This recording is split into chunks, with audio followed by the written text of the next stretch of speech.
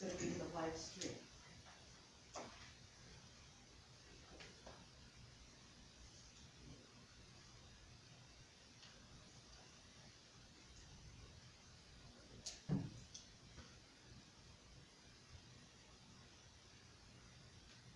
Are you seeing it?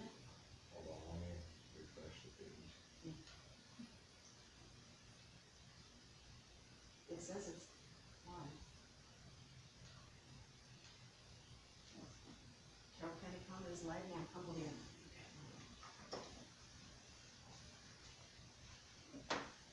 Okay, so good evening to all three of you. Thank you for coming. And this is the Carroll Consolidated School District debate for Burlington, District 1. Will you introduce yourselves, please? Just one thing. Yeah. Your name? Chris Dyer. Ryan Allbaugh. Jan Conn. Jan Conn. Okay. So I'll kind of go over the little sheet that I gave you. Candidates will have up to 3 minutes to introduce yourselves. And we have Jameson as the timekeeper. We don't take out a gun and shoot you if you go a little long. I just kind of go something like this. Questions we pose to a specific candidate first, and that person will have up to 5 minutes for their response. Mostly candidates don't spend 5 minutes, but if you want to, you can. The other candidates in the same session will be given up to 3 minutes to respond to whoever answered the question, to what they said, or to give your own answer. This is your debate. This is your time to shine. And so you can just do that, however you want to handle it. We have a list of questions that in no way can we get through. I mean, we just, you know. So, and here's even more, you know, just in case I run out, yeah. So, anybody have any questions before we begin? Okay, Jana, will you introduce yourself in up to 3 minutes? Say why, well, who you are, what you are, where you're from, whatever. What I am? Yeah. I am Jana Conn, and I am running for the District 1 Burlington Township seat. I have been at Carroll, I was at Carroll for 26 years. 25 of those years I was a teacher. My first year at Carroll, I was a paraprofessional. I have taught before I came to Carroll. I am currently teaching at Logansport Junior High, which is why I can run for school board here. And I love the community. My idea is to serve the community, to be positive, and to be a listener. And that's one thing I think from being a teacher that I'm really good at being a listener. I want to listen to what people say. I want to be there. I want to use my educational skills, my educational background to help explain some of the things that are maybe explained one way to the people outside of education, but inside we know that it's always a different way. So I think I can support the teachers and the students and the community by using that educational experience and that background. We moved our family here in 2002. I started here in the fall of '93. In 2002, we moved our family here, and both of my kids graduated from Carroll. So they're both graduates. I'm super proud of everything that Carroll offered for them, and that they did, and just want to continue being a part of this community and as a Carroll School Corporation. Good, thank you. And Ryan, do you want to go next? Sure. I'm Ryan Allbaugh, currently Vice President on the school board, fifth generation farmer, lived here all my life, been married for 19 years, got 2 kids. Both of them went here, one's graduated and one's currently a senior. Just sheer experience, it was very eye-opening 4 years ago when I got on here. There's a lot of budget type issues that we have to address constantly. I definitely want to protect our taxpayers, because we have to pay a lot of taxes into the school system being farmers. And I just love this area, lived here all my life. Everybody's been great to me my whole life, and I just want to give back.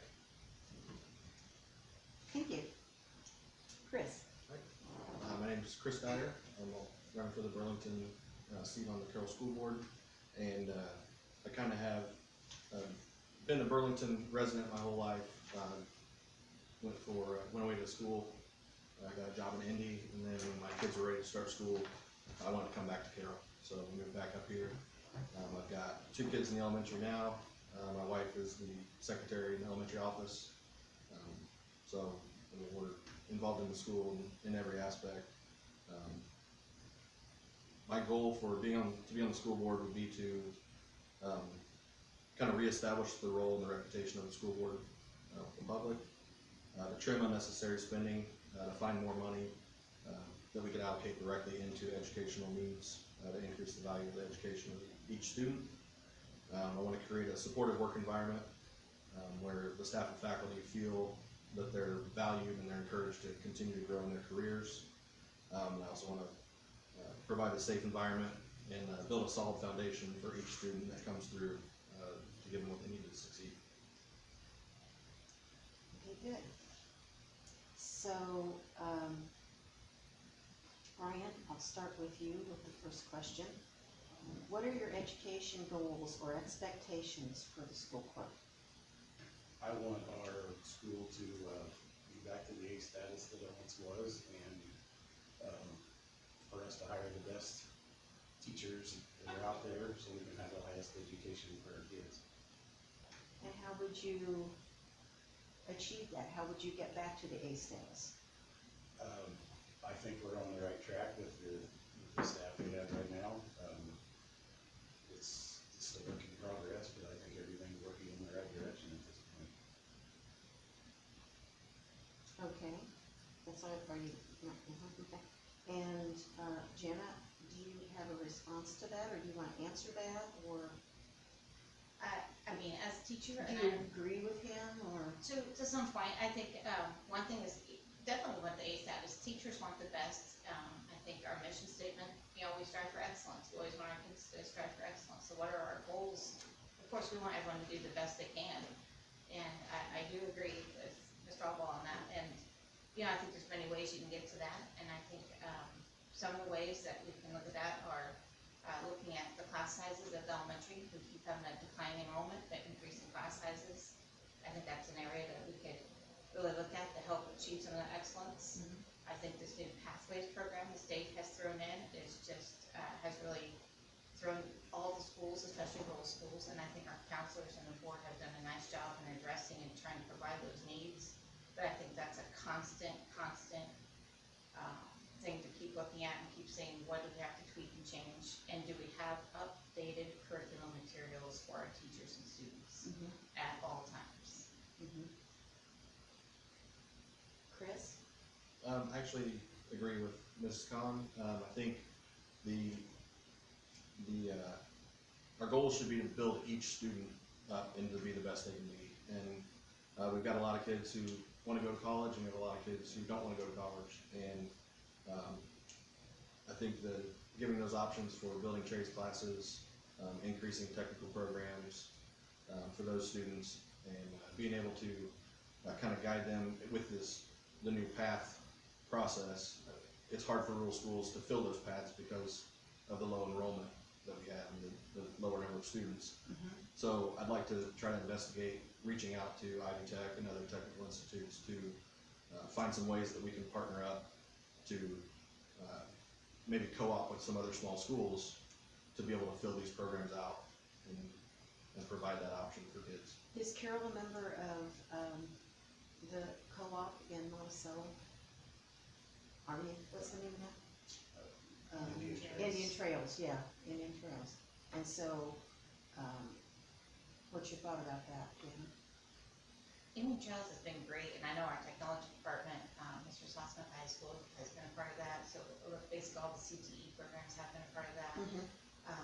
They have really come a long way, but there's still so much that we could do, and I agree with what Mr. Dyer was saying, that I think there's a lot of partnerships. I know that sometimes local banks will even provide curriculum materials for like personal finance classes. I think there's just so much out there, and we just, with a small rural school, we have to really tap all the resources, and it's tough because you feel like you're always asking for something. Always tapping, And yeah. always, saying we just need one more thing and there's just one more thing, so I do know that's the tough part. That's when building relationships is super, super important. You have to have those. Kind of building on that, which is not one of the questions, but it kind of fits. How would you be able, if you were on the board, how would you be able to, tap into some of those resources? If everybody's stretched, if everybody's working to the max, if the class sizes are higher and, the administrators are running here and there, how would you get that done? Can you go, yeah? One thing is I want the class sizes to be reduced at the elementary. But I know it's a money issue, it's a balancing game. Mhm. And it's something that we ask our community for so much, and our community is amazing, they just keep giving, Mhm. and they just keep giving.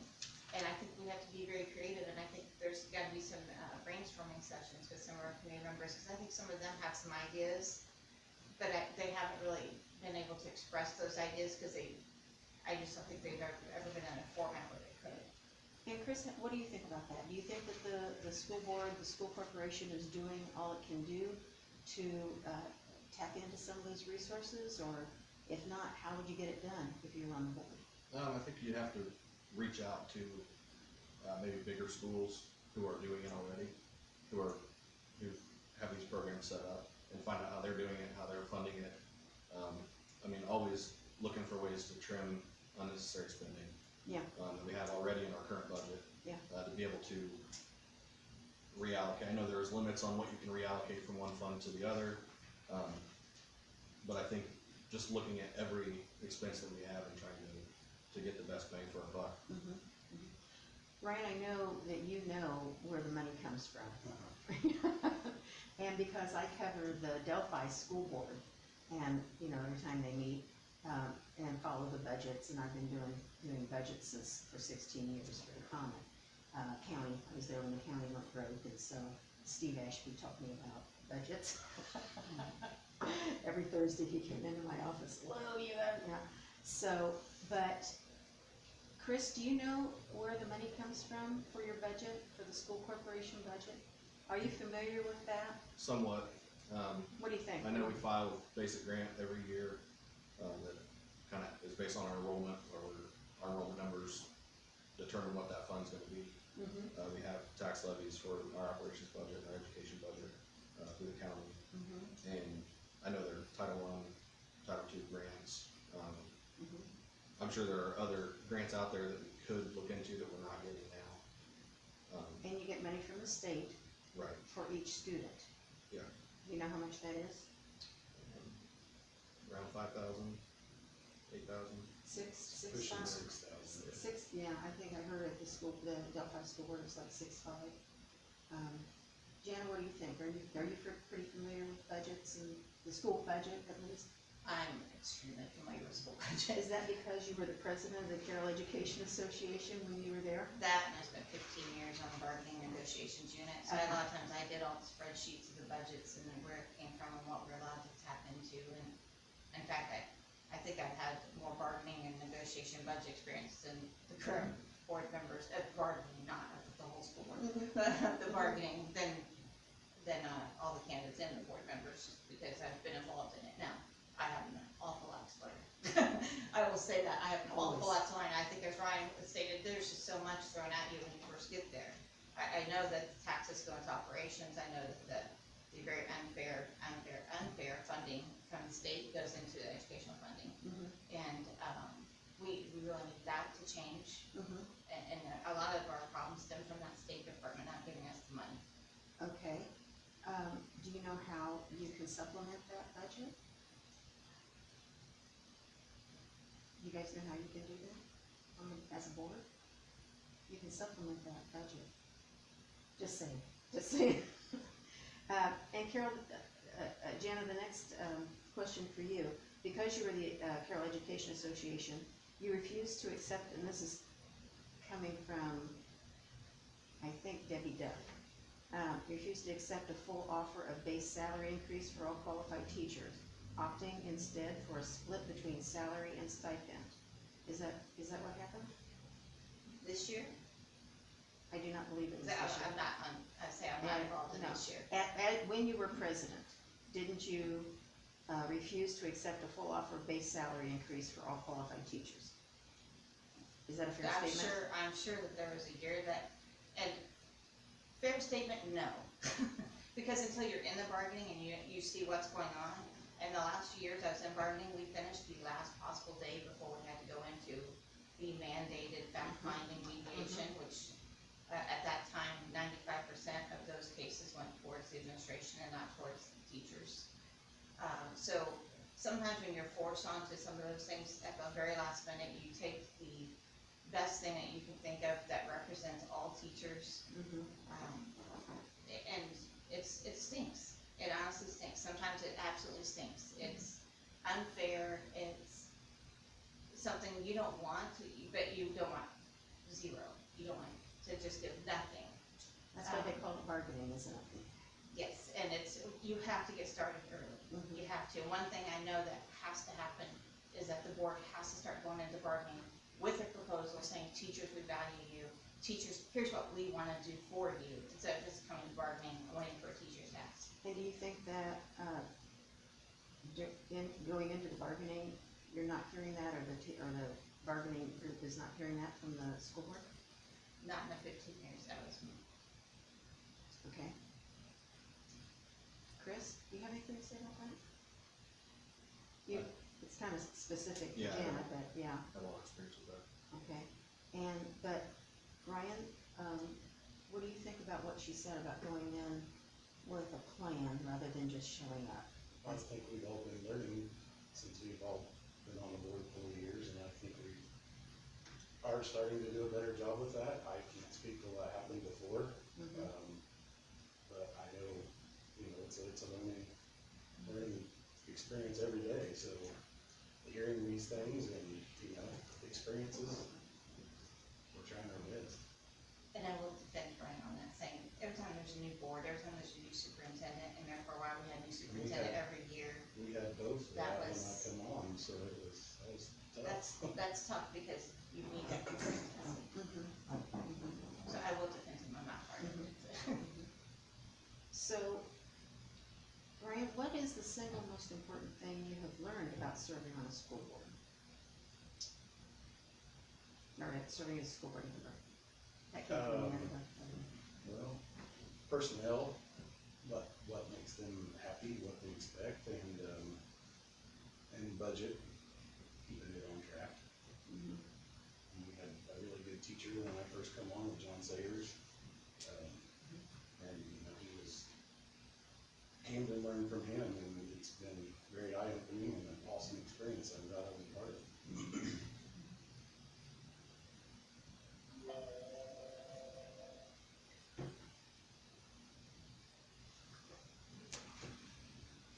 Chris, what areas or disciplines of educational accomplishment needs the most improvement at Carroll, in your opinion? I've got 2 kids in elementary school right now, so I don't have a lot of experience with the programs that are offered at the high school. I guess from the elementary side, I think we need to be preparing these kids the best we can to move into the high school track where things start to accelerate, and when you got kids going down different paths, they need to be prepared for that. I would say one of the issues that bothers me this year with the 6th grade, that's kind of the last year at the elementary where they're prepping these kids to move up, and they've got 30 kids in a class because they only have 3 teachers. In that grade, they're split by ability. So you've got one class that's taking 7th grade math as 6th graders. Well, when you only have 3 teachers, you've got 10 kids in that class that are in there out of necessity, that may end up struggling, that may not be ready for that next level of math, but because there's no other option, they're in there. Mhm. I think that it's tough on those kids. If they get behind this year, they're gonna move into the high school and they're gonna be behind on that path, and it may take them a year to catch up. So, I think class size is important in the elementary, as you're training these kids to learn, because they do have so many different learning styles and different needs as they're growing in their learning, and I think you need to emphasize that at the younger ages. Do either of the other 2 of you have Any thoughts about that? And the question was, what areas or disciplines of educational accomplishment needs the most improvement? Where do we need to improve most? Ryan? Getting our enrollment back up would be the very first place that, we need to start. To do that, I think it's really tough around here because it's a rural community and there's not a lot of offerings around here, or as careers for families. But getting our school back to the status that it was, I think will help with that, because it's been in a very steady decline in enrollment for the past several years. But to get that enrollment back up would be able to bring on some more teachers, because that's where the funding comes from, so, just trying our best to get the right people in the right places at this point. Do you know why students are leaving, Carol? Broken families and, just career changes for families are a lot, and I think there's been some drive away of some drama stuff too. Okay. Can I answer that? Huh? So can I answer that? Yeah, you can, yeah. I think there's a couple of different things. One is, I know right now, because of the constraints that pathways have caused, I mean, it's kind of like giving our counselors little space shovels and saying move mountains, and they've done a great job. But because of that, some of our high school teachers are teaching 2 classes at the same time, simultaneously. So when you think what is best for kids, is it best for them to try to have, a class that they're trying to learn with the teacher also teaching another different class at the same time? And we're doing that because that's what we're doing, what we can do. The teachers are doing their very best. So that's one area I think we could look at, but I also think that we need to really, really capitalize on shouting out at all of our accomplishments, because we have some great programs. We do have some great teachers doing some great things, students that are just taking advantage of all the opportunities, and we just need to be shouting those from the rooftops, because I think there's an awful lot of good, and sometimes it's overshadowed by other things happening. And how would you do those shout outs? What venues would you use? Well, the Comet would be one. The Comet definitely would be one, and social media is huge right now, and I think Carol's done a great job with their Twitter page and their website, and they've been doing a great job of keeping those things up, and the board usually invites the kids to come, but they have to know about it. And they have to know. They can't applaud the students and ask the students to come to a meeting if they don't know what's going on. So I think just, communication of all the good things. Chris, do you have anything to add or anything to say about that?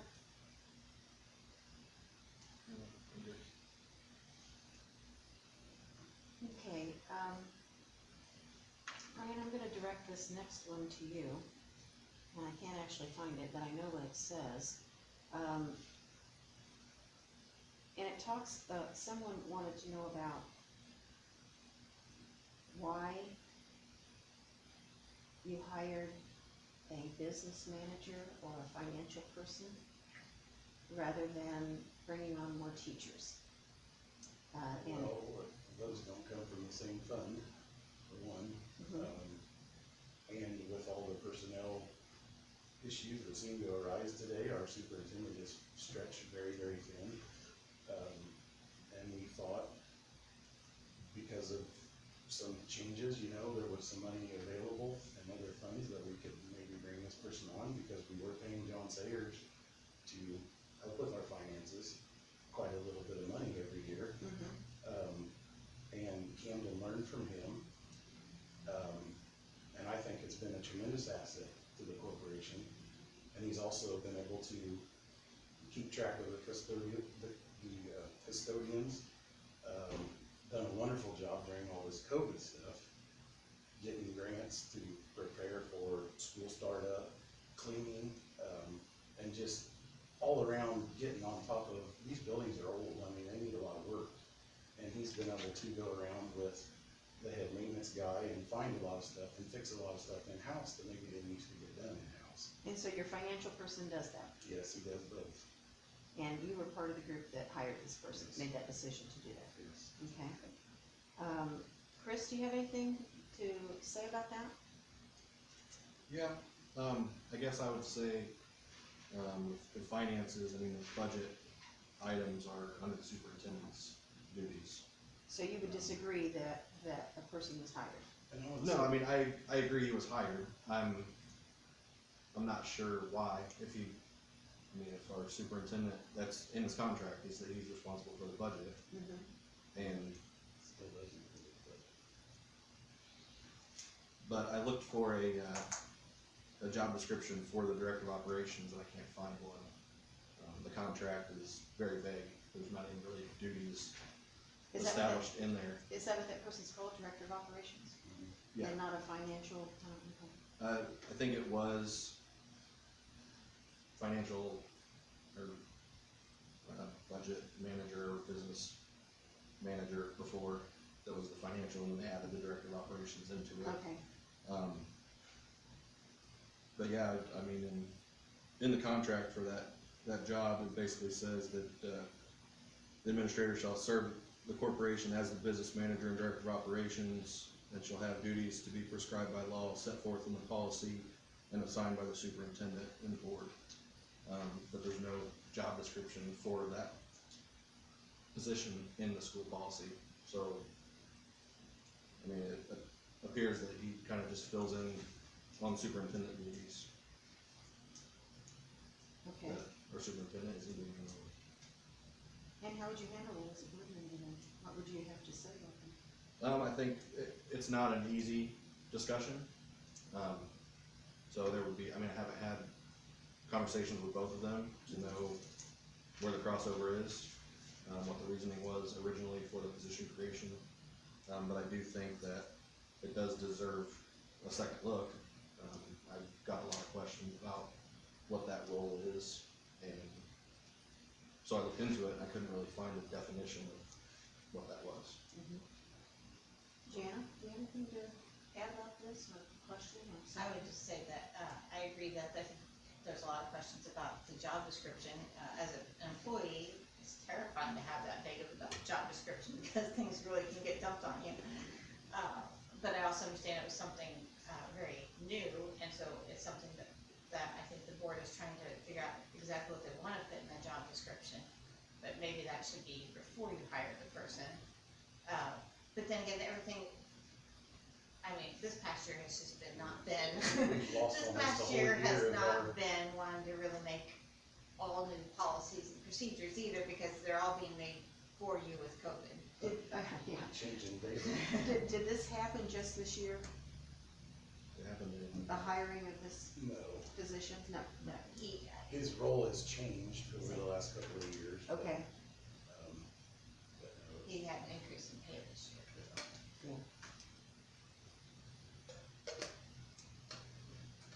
Okay, Chris, could you describe your past experience with conflict resolution and consensus building? I would basically say I work in an office in a team environment. For a professional engineering company, we do a lot of, make a lot of decisions that can affect our budgets, can affect our scopes.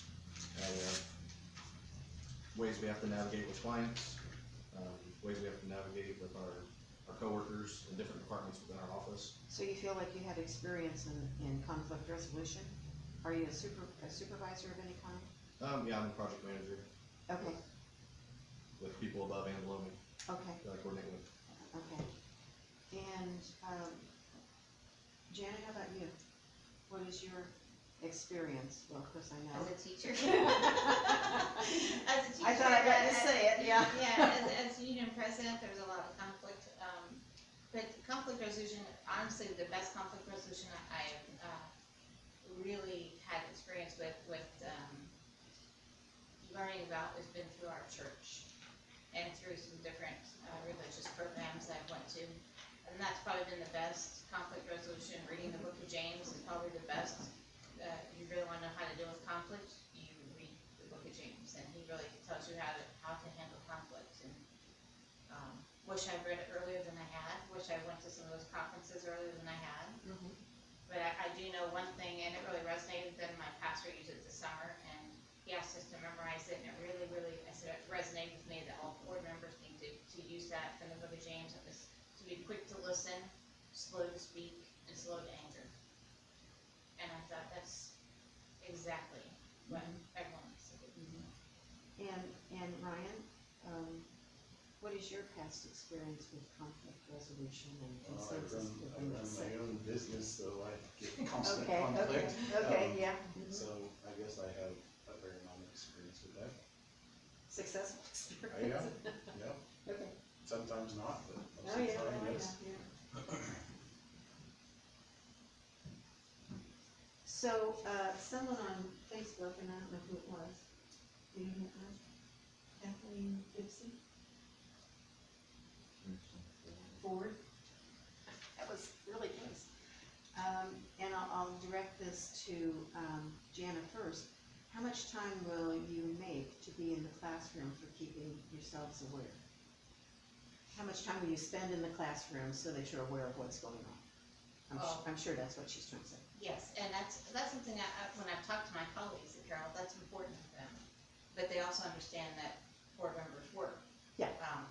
When I first started at Carroll, the board members came through often. They were usually more farmers than business. And so it was harder for them, harder for the business people. Like Chris works in Indianapolis and I'm teaching. So when we have time, we need to get in the classrooms and see what's going on. We need to always be available to listen. We need to be available to see what's happening. So would you have some sort of a schedule or some sort of I'm gonna do 2 hours in the schools, this week or anything like that? Or is it just gonna be hit and miss? Well, I think Okay, that's that something didn't that the sound board quite right, needs to but I plan. know, yeah. I think it honestly, it would be great if the board could plan that. Can, are we gonna all go together? Are we gonna go at different times? Is it better if one board member goes this month, another board member goes another month? And then that way, people like Mr. Dyer and myself who are at other jobs, we can schedule that time. But I am a teacher, so I care about my kids, and no matter where I am, you care about your kids, so I don't wanna just leave my classroom, and all the teachers know that to leave the classroom, it's a lot more work than staying in the classroom. Yeah. But I would definitely wanna be in the building anytime I can be, Mhm. and just seeing the kids and walking around, seeing. Ryan, how much time do you get in you have 2 buildings, don't you? Yeah. You can tell I covered Delphi.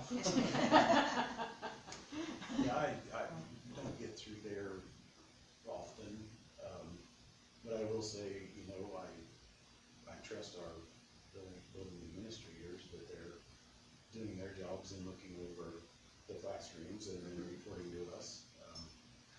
And the communication has been very, very excellent as of late with that, so, but yes, I would like to, we do a meeting every year in March with the kids, and this year unfortunately it got canceled, but that's a very awesome experience to see what the kids are saying. And it would be nice to maybe do that a couple of times more a year, just to go around the classroom during the day. Chris, what about you? I actually have the opportunity with my work, for Fridays, we usually get done around noon, or have the option to, so, a lot of times I'll come in on Friday afternoon and, pick my kids up at school, and so that's an option there where I can just make that time to make rounds and be in the building and be able to talk to people. I've been talking to people on Facebook and phone calls and texts, and I think it's important that there's an open line of communication that the faculty and the staff feel like they can come talk to the board members as well, and they can come express their concerns. So yeah, I think being available and actually just being able to listen to people and hear their concerns and deal with them is really important. That increases the amount of value that they feel. Commissioner candidate Jason Burns wants to know, how do you intend to determine what is actually happening in the classrooms and in the schools? How can you get that done on a limited amount of time in the buildings? I believe is the question. Well, the board is not the micromanager. I was gonna say, that's up to the building They administrator. hire good I'm just administrators. asking them, guys. Yeah, I know, but they hire good administrators to monitor. I mean, the administrators know their teachers, they know what's going on in the classrooms. They're the professionals, that's their job. Having an open line, and I think the board members need to build relationships with the teachers, the board members need to build relationships with the community. Mhm. But at the same time, they're not to micromanage you, they hire those administrators to do a job. Chris, do you agree with that, or? I do. I You mean, have a I'm not different take on it? thinking that the point of having conversations between staff and board is that there's someone going around their building administrator. Mhm. It's just another level of communication that they can have, and that comfortability with the people who are making decisions, that they. Building relationships. Yeah, they feel like they've got that trust built there, and that when they express a concern, that it's gonna be taken in and considered. And Okay, I feel like we've done a pretty good job with that, and you got maybe I'm wrong, but there's an open door policy at my place anytime. I mean, if somebody needs to come by and talk, or, you know, some people reach out, how do you really know? right, and how do you let them know that they can reach out? I just, you know, no crap, no, so. Okay. Chris, this one's for you, and this would be the elephant in the room. It seems that you and two other candidates are running as a team, and that would be Mr. Lytle and Ms. Redmond. I wouldn't say team, I'd say we have shared goals. I believe it says team on your WLFI TV interview. Are you aware of that? Was that them calling us a team? That was you standing there, yeah. Yeah. I mean, we have, Well, okay. we're individual seats, there's not a, This is some where, kind of this is group. where I'm going. It seems Right. like, you three have a joined, goal, to become board members. And if you became board members, all three of you, how would you ensure that you would not violate the open door law with meetings? The open door law says, you know, Right, a that no majority business of can you be- can't right. have, can't get together, and discuss school business. correct, And a meeting is defined as is all the way down to receiving information. So, how would you let people know that you're not having those meetings? Because, that's kind of transparency. Right. That's a transparency issue, and of course, being with the comic, I about live and breathe the open door law. right. Because I believe people have a right to know whatever's going on. So talk a little bit about how you would ensure that you all three aren't gonna meet at a football game or a basketball game or something and start talking about school stuff. You can meet, you can have chance meetings, Right. but you just can't go that. How would you deal with that? I mean, I think it's an ethical issue. I mean, there are certain code of ethics set out, there are state laws regarding open door that you can't violate, obviously. I mean, I don't know how if there's a plan that I can put forward that, or explain to you. Have you all talked about that at all? Yeah, we've talked about it individually, we've talked about it with, kind of in a relationship to talking to other current board members, and knowing that they're not gonna be able to talk to us about items that are going on with the school board. Mm-hmm. Well, that would be a majority. I mean, one-on-one, that works, that's fine. But it's when three get together and start talking business, Right, because you're receiving information, and that makes it a meeting. And when that happens, then it's a violation of the law. right, and I understand that, And you do understand? Yes. Okay, yeah. Okay. I mean, I've participated in a lot of town meetings in Burlington, attending those and understanding. My mother was the clerk in Burlington. I remember that, I remember Susan and told me, so she yeah, knows Tammy. all that stuff, and Yeah. and I'm Yes, she aware of does, that. yes, so- she does, yeah. So, yeah, that wouldn't be something that So people that's need to it. worry about. Okay. Beth Hayden wants to know, and I imagine this is for Ryan, is that happening right now? Do school board members get together and talk about business that you know of? No. Not done with Okay. What would it. I you do? mean, I do business with Co-Alliance where Mr. Hickner works, Well, yeah, but that's- that's strictly yeah. our business. And, you know, you and Pat Heckner can talk about school stuff all you want to. It was But just too. Mr. Bordner does a lot of work for me too, so, Mhm. but we don't get together, the three of us or five of us and talk about stuff outside of the boardroom uptown. Well, of course, I would be remiss if I didn't. Did you wanna say anything about that, Jen? I'm sure you know about it, yeah. And again, this is from Mr. Dyer, and it's from Scott Ayers. One of your 4 public points to change mentions to trim spending. What are your specific actions to trim spending, and why? I know of a few specific things just that I've got from talking to people. One of them is a budgeting software that has a licensing fee of $10,000 a year. That is kind of used to present facts in chart form, different reports. There's a lot of information in reports that we portray using regular office software, Excel, Access. So I think any kind of larger licensing deals with software, if it just needs to be evaluated, that seems like a cost that could go back into the budget. There was we use Final Forms for tracking physicals through the athletic department. This is a way to trim Yeah, these are, spending? these are unnecessary expenditures that are going on right now. Okay, That we can put that information into Harmony and use Harmony, use regular office software that we already have. so you wanna consolidate. Yeah, just kind of determine if these specialized programs are really necessary for what they're doing.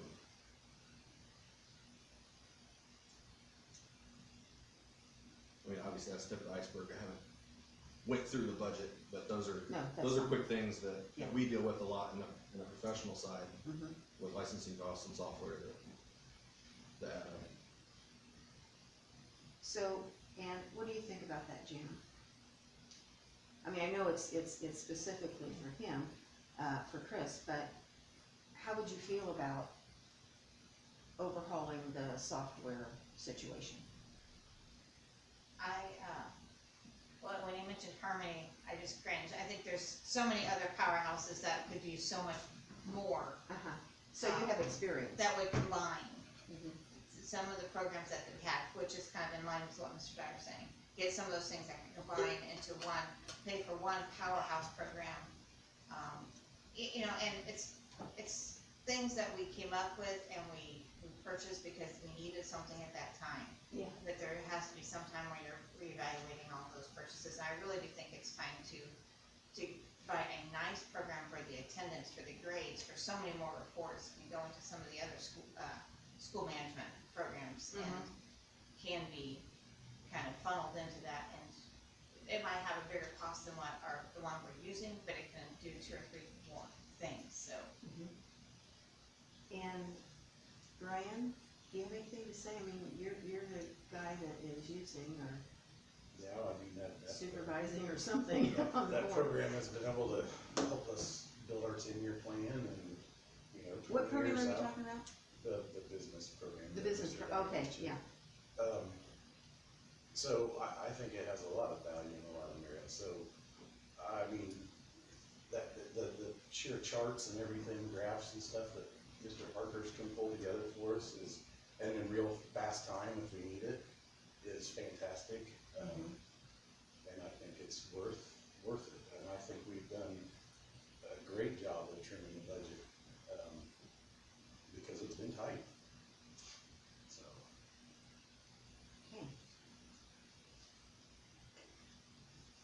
Excuse me. Where was I?